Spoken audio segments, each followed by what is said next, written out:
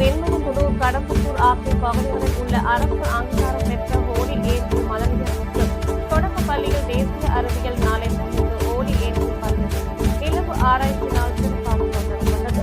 திருவள்ளூர் அடுத்த வெண்மனகுடு, கடம்பத்தூர் ஆகிய பகுதிகளில் உள்ள அரசு அங்கீகாரம் பெற்ற ஹோலி ஏஞ்சல் மழலையர் மற்றும் தொடக்க பள்ளிகள் தேசிய அறிவியல் நாளை முன்னிட்டு ஹோலி ஏஞ்சல் பள்ளியில் நிலவு ஆராய்ச்சி நாள் சிறப்பாக கொண்டாடப்பட்டது.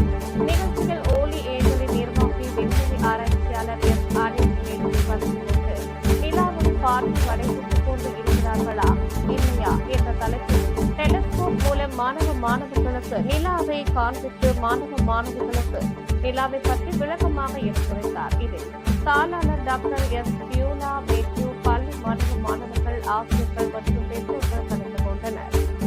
இதோடைய அளவு எப்படி இருக்கோ அதை பொறுத்துதான் எவ்வளவு வெளிச்சம் அது கலெக்ட் பண்ண முடியுமோ. எவ்வளவு வெளிச்சம் நிறைய கலெக்ட் பண்ணுதோ அவ்வளவுக்கு எவ்வளவு நம்மளால டீப்பா பார்க்க முடியும். ரொம்ப தூரமா இருக்கிறதெல்லாம் பார்க்க முடியும். ஹபிள் டெலஸ்கோப் அப்படின்னு ஒண்ணு நம்ம வந்து என்ன பண்ணிருக்கோம்னா விண்வெளிக்கு அமைச்சிருக்கோம். அந்த விண்வெளியில இருக்கிற ஹபிள் டெலஸ்கோப்ன்றது வந்து ஆயிரக்கணக்கான கிலோ, அது அவ்வளவு பெரிய டெலஸ்கோப். அதை வச்சு நம்மளுடைய சூரிய குடும்பத்துக்கும் வெளியில இருக்கிற வெளிச்சத்தெல்லாம் அதை எடுத்து பார்க்கணும். அதை எடுத்து பார்த்துதான் இந்த உலகத்திற்கு ஒரு ஆரம்ப புள்ளி இருந்துச்சு, இந்த உலகம் எப்படி உருவாச்சுன்னு கண்டுபிடிக்கிறது அளவுக்கு அது வந்து ரொம்ப முக்கியமான ஒரு கருவி. இந்த கருவியோடைய சின்ன பகுதி தான் இன்னைக்கு நீங்க பார்க்கணும். ஓகே, இதுல நீங்க பாக்குறது வந்து ஒரு லைட் அங்க இருந்து வருதுன்னா பல நாள் கழிச்சு, பல ஹவர்ஸ் கழிச்சு உங்களுக்கு அந்த லைட் வருது. ஒரு சன்ஸ்ல ரேஸ்ல இருந்து நம்மளுக்கு வரதுக்கு 8 minutes. ஒரு வெளிச்சம் சன்ல இருந்து ஆரம்பிக்குதுன்னா நம்மளுடைய தரைக்கு வரதுக்கு 8 நிமிஷத்துக்கு மேல ஆகும். அங்கிருந்து ஒண்ணு ஆரம்பிச்சு இங்க வரதுக்கு 8 நிமிஷம். இப்ப நீங்க பாக்குற நிலாவோட வெளிச்சம் எல்லாம் பாக்குறீங்களா, அதெல்லாம் வந்து பல ஆயிரம் வருஷத்துக்கு முன்னால ஆரம்பிச்ச வெளிச்சம். வெளிச்சத்தை நீங்க டார்ச் போறீங்கன்னு வச்சுக்கோங்க, நீங்க டார்ச் அடிக்கிற உடனே அந்த லைட் தெரியுது. இது வந்து ரொம்ப குட்டி தூரமா இருக்கிறதுனால உங்களுக்கு உடனே லைட் அடிச்சோன்னா அங்க தெரியற மாதிரி தெரியுது. ஆனா இப்ப நீங்க பாக்குற இந்த வானத்துல பாக்குற அந்த மின் வர்றது எல்லாமே பல ஆயிரக்கணக்கான வருஷத்துக்கு முன்னால எரிஞ்ச லைட். இந்நேரம் அந்த ஸ்டாரே அங்க ஆக்சுவலா இருக்காது, ஸ்டாரே காணாம போயிருக்கும், அது காலியாவே இருக்கும். ஆனா இன்னமும் நீங்க அந்த வெளிச்சத்தை பார்க்க முடியும். அப்ப பாருங்களேன் எவ்வளவு அதிசயமான ஒரு உலகத்துல இன்னும் உலகம் வந்து என்ன ஆயிட்டு இருக்குன்னா அப்படியே சோலார் சிஸ்டம் எல்லாம் அப்படியே பெருசாயிட்டே போகலாம். அதாவது நம்மளுடைய சூரிய குடும்பத்தை விட்டு இந்த நட்சத்திரங்கள்லாம் வெளியில போய்கிட்டே இருக்கு. ஒரு நாளுக்கு ஒரு நொடிக்கு நிறைய நட்சத்திரங்கள் காணாம போயிட்டே இருக்கு. ஏன்னா அதெல்லாம் வெளியில போயிட்டே இருக்கு.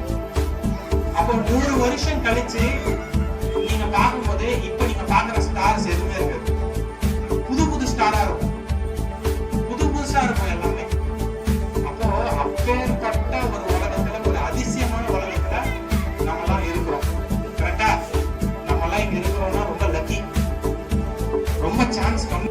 இதெல்லாம் பாக்குறோம்னா நம்ம எவ்வளவு பிரம்மாண்டமான ஒரு உலகம் அப்படின்னு பாக்குறதுக்காக பாக்குறோம். இதை பார்க்கும்போது நம்மளுக்கு அதுதான் தோணும். எங்கேயோ நிலாவில பாட்டி வர சொல்ல கதையெல்லாம் போய் இன்னைக்கு நம்மளால நிலாவுக்கு மேல என்ன இருக்கு அப்படின்றது நம்மளால பார்க்க முடியும். இப்ப நான் இந்த வீடியோ போறேன், இது வந்து நம்ம இந்தியால இருந்து சந்திரயான், சொல்லுங்க, சந்திரயான் ஒரு ப்ரோக்ராம் ரன் பண்ணாங்க. அதுல என்ன பண்ணாங்கன்னா இங்க இருந்து ஒரு ரோவர், அதாவது ஒரு ரோபோட் அனுப்பிச்சு நிலாவுக்கு அனுப்பிச்சு நிலாவுல அந்த ரோபோட்டை இறக்கி பேசுறதா இருந்தா வெளியில போயிடுவாங்க. இல்லைங்களா? கொஞ்சம் பேரண்ட்ஸ் கொஞ்சம் அமைதியா என்ன பண்றாங்க, ஒரு ரோபோட்டை அனுப்பிச்சு அந்த ரோபோட்டை இந்த மாதிரி இடம் இருக்குல்ல பாத்தீங்களா, இந்த மாதிரி இடங்கள்லாம் தான் பேர் கிரேட்டர்னு சொல்லுவாங்க. ஒரு கிரேட்டருக்கு ஒரு பேர் இருக்கு. எப்படி நம்ம இந்தியால மேப் இருக்கோ அந்த மாதிரி மூணுக்கு லூனார் மேப்னு ஒன்று கிரியேட் பண்ணி ஒரு கிரேட்டருக்கு ஒரு பேர் வச்சிருக்காங்க. இதுல நார்த் போல், சவுத் போல், அந்த மாதிரிலாம் எல்லாமே இருக்கு. நம்ம இந்தியா என்ன பண்ணுச்சுன்னா சந்திரயான் ப்ரோக்ராம் மூலமா சவுத் போலுக்கு ஒரு ரோவரை அமைச்சது. ஒரு ரோவரை பத்திரமா அங்க தரையிறக்கிது. சரிங்களா? அது எப்படி தரையிறக்குச்சுன்றத காமிக்கிறேன்.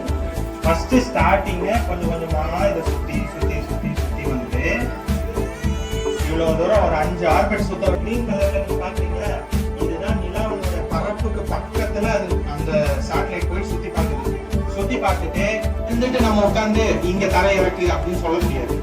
அதனால என்ன செய்யும், இந்த சேட்டலைட் அதுக்கு கண்ணு இருக்கு, அதுக்கு மூளை இருக்கு. அந்த சேட்டலைட் என்ன செய்யும்னா அந்த நிலாவை சுத்தி பார்த்துட்டே வரும். ஓகே, இந்த இடத்துல நம்ம தரையிறங்கினா பத்திரமா தரையிறங்கிக்கலாம் அப்படின்னு அதுவே டிசைட் பண்ணும். டிசைட் பண்ணிட்டு அதுக்கப்புறம் கடைசி இந்த கிரீன் கலர் பாத்தீங்களா, இந்த கடைசி ஆர்பிட்ல வந்துட்டு அதுக்கப்புறம் தலைகீழா கவுந்து உட்கார்ந்து அப்படியே எல்லா ராக்கெட் த்ரஸ்டரும் தான் ஆகி அப்படியே. இது வந்து ரொம்ப கஷ்டமான ஒரு டெக்னாலஜி. இதை வந்து இந்தியா 4வது கண்ட்ரி, உலகத்திலேயே 4வது கண்ட்ரி நாங்கதான் பண்றோம்.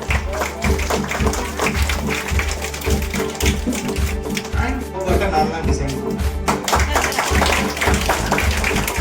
இப்ப எதுக்காக அந்த 3 காமிச்சாங்க அப்படின்னா செட்டப் தான் நீங்க பார்க்க போறீங்க. ஸோ எக்ஸ்பெக்ட்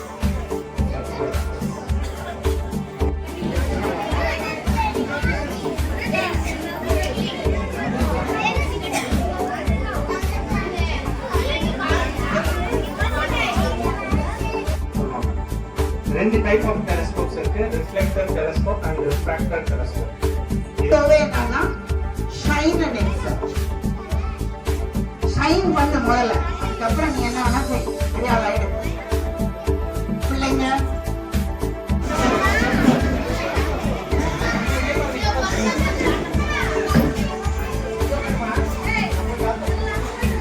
ஒரு ஒருத்தரா